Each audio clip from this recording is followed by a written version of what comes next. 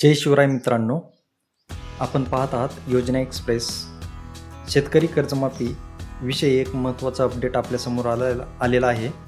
ते आपण आजच्या व्हिडिओमध्ये पाहू, तर व्हिडिओ शेवटपर्यंत नक्की पहा.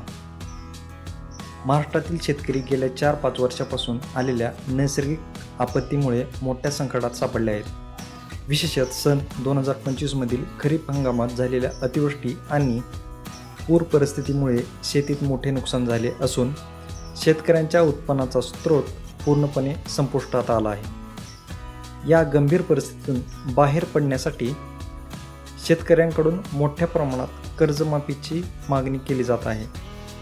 या मागणीची दखल घेत मुख्यमंत्री, उपमुख्यमंत्री आणि कृषी मंत्री यांच्यासह शासनातील प्रमुख नेत्यांनी 30 जून 2026 पूर्वी शेतकऱ्यांची कर्जमाफी केली जाईल असे वारंवार आश्वासन दिले आहे.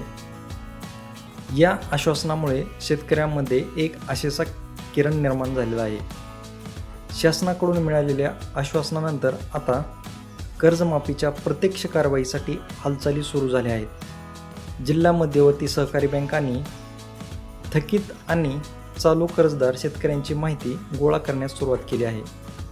यवतमाळ, अहिल्यानगर आणि लातूरसारख्या जिल्ह्यामध्ये ही प्रक्रिया विशेषत्वाने सुरू झाली आहे.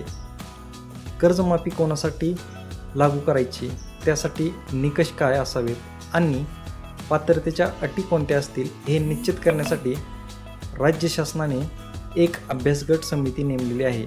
हा अभ्यासगट आपला सविस्तर अहवाल एप्रिल महिन्याच्या पहिल्या आठवड्यात सादर करण्याची शक्यता आहे. या अहवालानंतर कर्जमाफीचे स्वरूप आणि नियम स्पष्ट होतील. सध्या बँका आणि सोसायट्या शेतकऱ्यांकडून कर्जाशी संबंधित महत्त्वाची कागदपत्रे जमा करत आहेत. यामध्ये प्रामुख्याने 7/12 आणि 8 उतारा, आधार कार्डची प्रत, खाते क्रमांक, आधारशी जोडलेला मोबाईल क्रमांक आणि फार्मर ID यांचा समावेश आहे. राज्यस्तरीय बँकर समितीनुसार शेतकऱ्यांकडे एकूण सुमारे 31,000 कोटी रुपयांचे कर्ज थकीत आहे. ही आकडेवारी आणि शेतकऱ्यांनी दिलेली कागदपत्रे यांच्या आधारे शासनाकडून कर्जदार शेतकऱ्यांची नेमकी आर्थिक स्थिती आणि कर्जाची रक्कम याचा अभ्यास केला जाणार आहे. त्यामुळे शेतकऱ्यांनी आपल्या संबंधित बँकांना आणि सोसायट्यांना आवश्यक ती कागदपत्रे त्वरित उपलब्ध करून सहकार्य करणे महत्त्वाचे आहे, जेणेकरून कर्जमाफीचा फायदा घेताना भविष्यात कोणतीही अडचण येणार नाही. धन्यवाद.